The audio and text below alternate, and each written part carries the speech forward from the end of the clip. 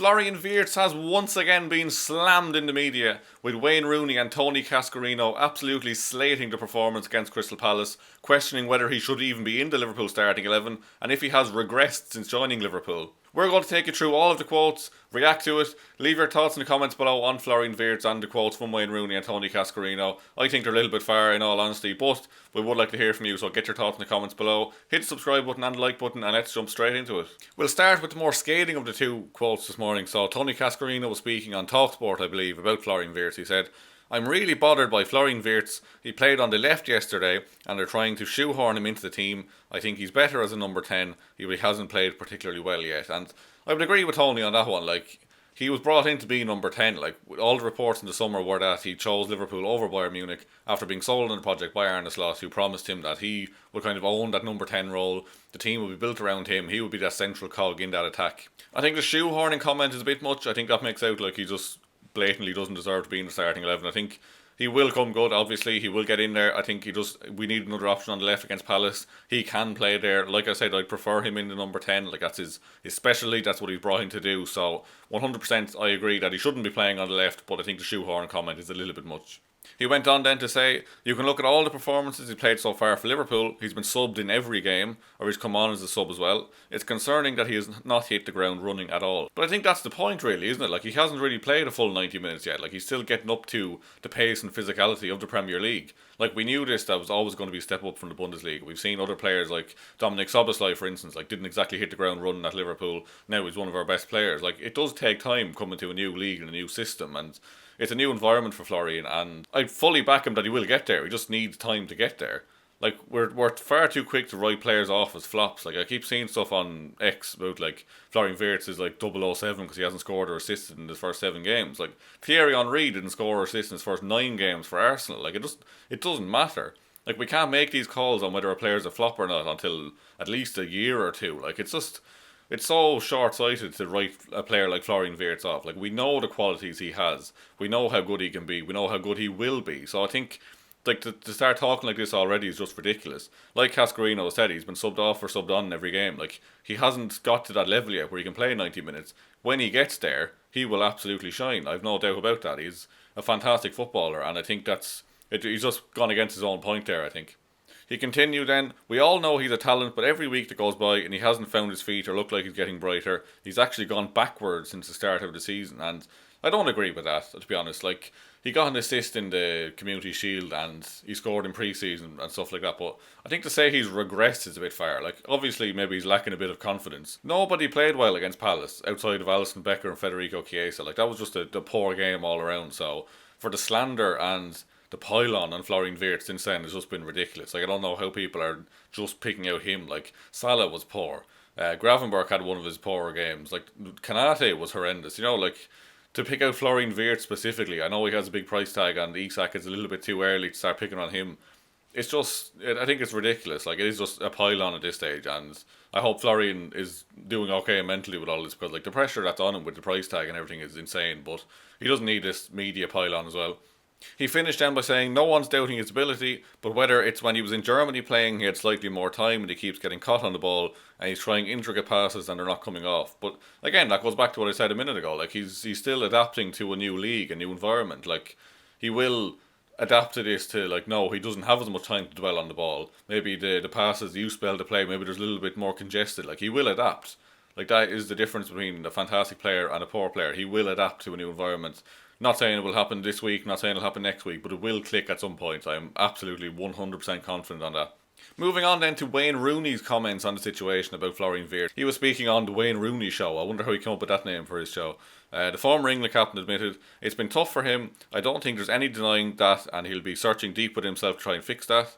Rooney continued, "Liverpool don't normally do this, and they've signed basically a whole new front line. They all want to do well. They're all fighting against each other to get in the team, and I think Wirtz, he's the one who's probably not doing as well, but he's got so much ability." Which, again, like, it is a fair point from Wayne Rooney, the fact that we have so many new players. Like, we have Ekitike coming in, we have Isak, we have Wirtz. Like, it's a big wholesale change. Like, Chiesa, let's say, like, obviously he was here last year, but he's getting a lot more minutes this year. It's a lot of changes, and it's no surprise that we're not clicking yet. Like with that amount of changes, even like Salah was speaking about this, like with the likes of Diogo Jota and Darwin Núñez last year, he was able to know exactly like what they were thinking. He knew like he's going to be positioned here or he's going to make this certain run. Like we're still just getting used to all these things, and like Florian Wirtz then comes in to be the central cog in the middle of the kind of the transition from midfield to attack. Like if the attack is disjointed and not fully clicking, it will all just click one day. Like I've absolute certainty of that. Like Florian Wirtz behind that attack, there's too much quality in there for it not to click at some point. Rooney added then that I would have went for Ekitike and Isak, which is just complete nonsense considering that Ekitike was banned for the game.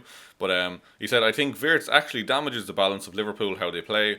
But he's a top player and I'm sure he will get better. Of course he will, but he's had a slow start. And there's no denying he's had a slow start, but he will get better.